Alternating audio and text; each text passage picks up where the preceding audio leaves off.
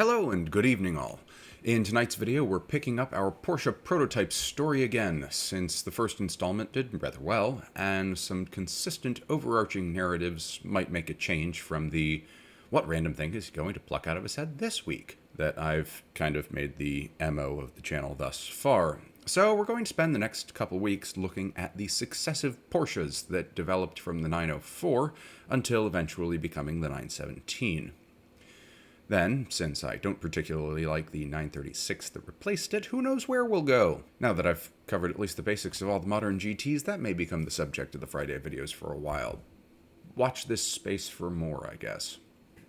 Anyway, tonight's subject, following on from the 904 video, looks at the 906, which is actually the last road-legal Porsche racing car. Yes, I know I said that the 904 was just that vehicle, and we're going to split a particularly finite hair here that I failed to discern correctly during my research and scripting for the 904 video. While the 904 was the last racing car that Porsche built with practical road usability in the design, the 906 was still technically road legal, although its offerings in the comfort department were perhaps unsurprisingly diminished from the 904's already Spartan offerings.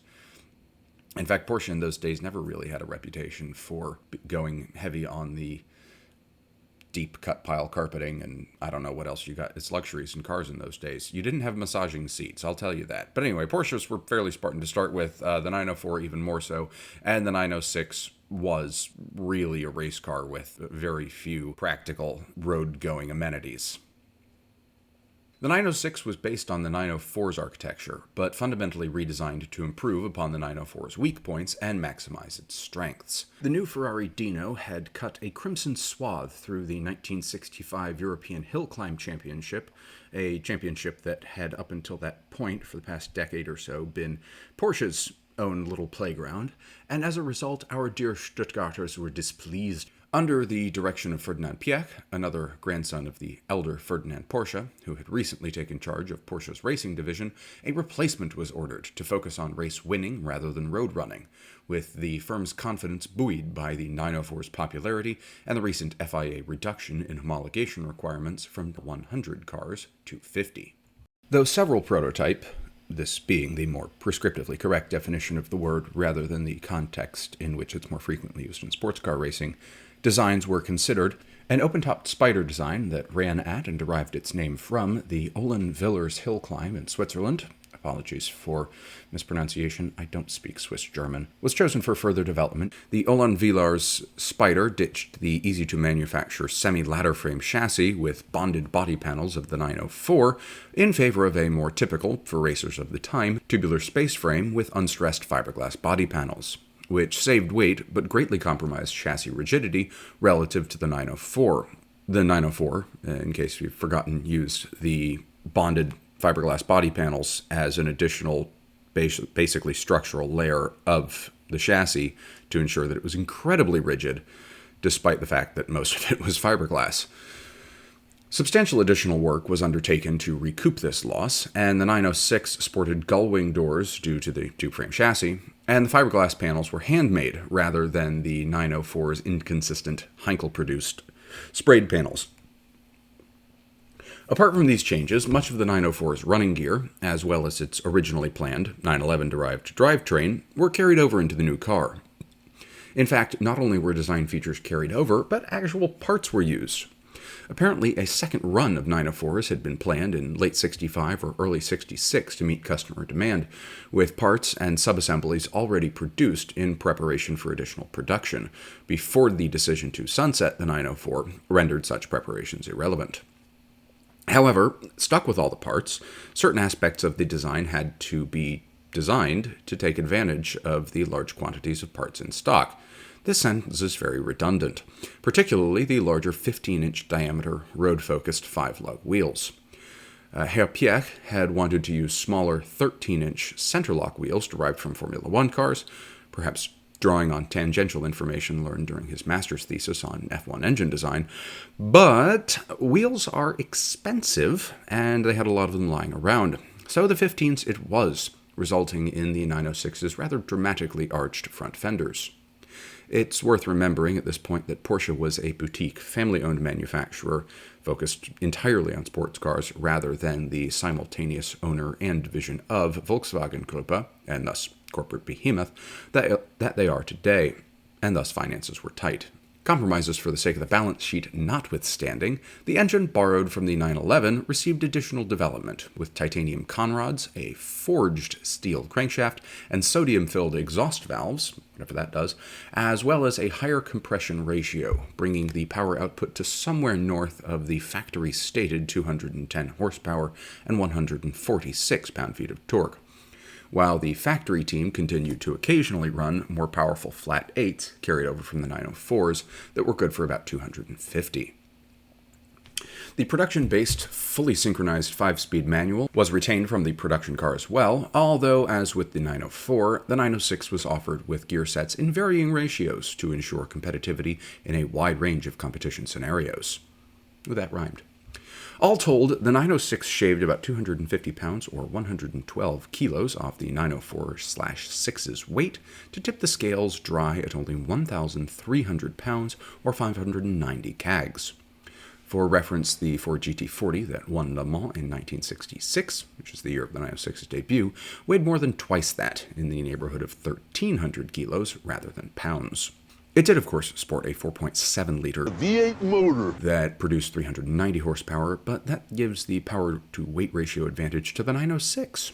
So, in all, it's a considerable engineering achievement from our plucky Germans, still dreams away from their first outright Le Mans victory. Porsche did, however, go all in on the body redesign, making use of a wind tunnel for the first time in their sports cars, and refining the 904's design to improve its aerodynamic characteristics.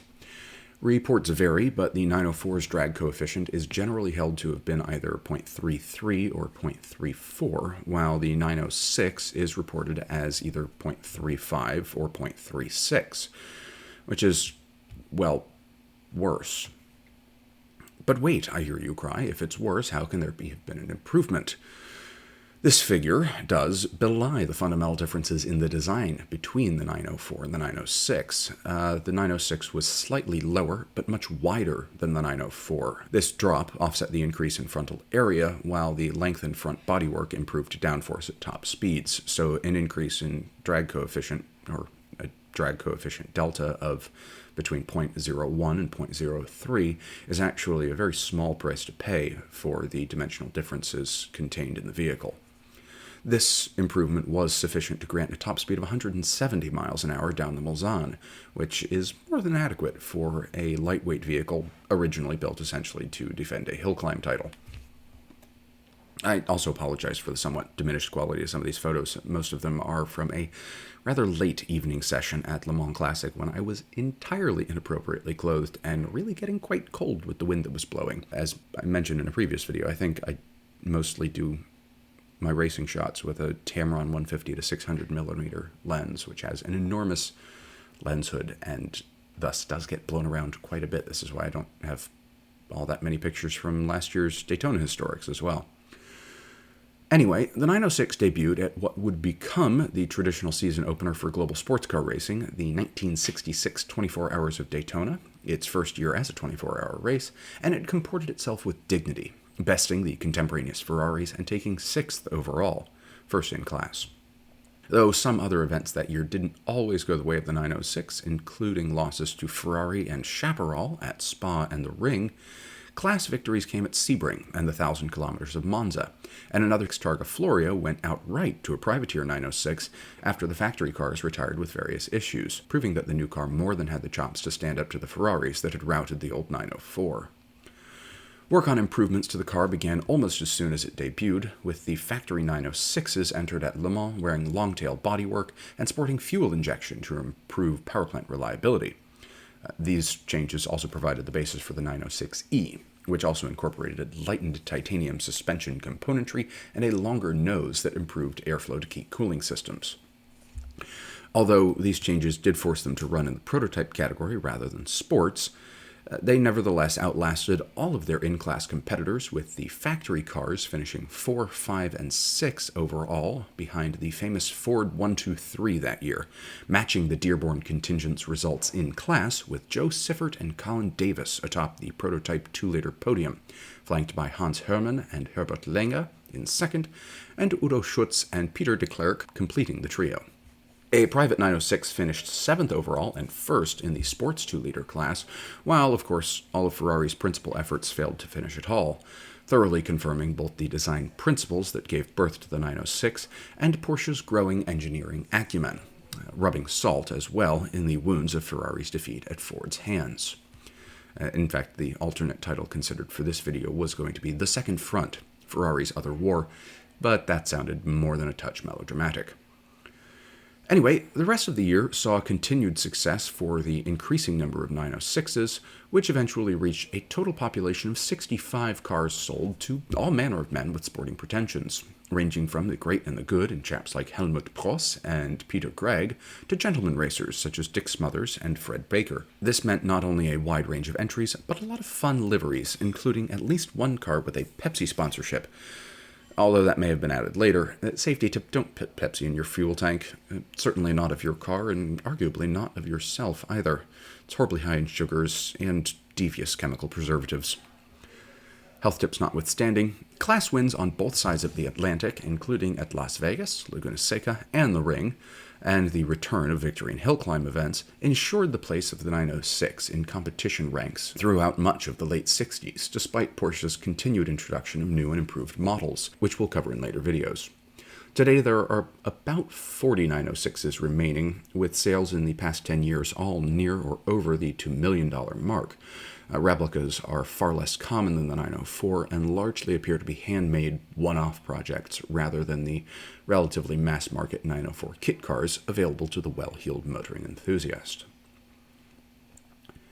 Well, that brings us to the end of another video, and for this week's call to action not featuring the 3 sacred words of YouTube. Like, comment, subscribe. If you, dear viewer, have yet to select a preferred lifelong companion, consider at great extent the underlying content of their character and how they deal with unexpected outcomes and stress in general. I speak not, happily, from direct personal experience, but from extensive observation, and out of a desire that we might all experience, for now and the future, a good night and a good tomorrow.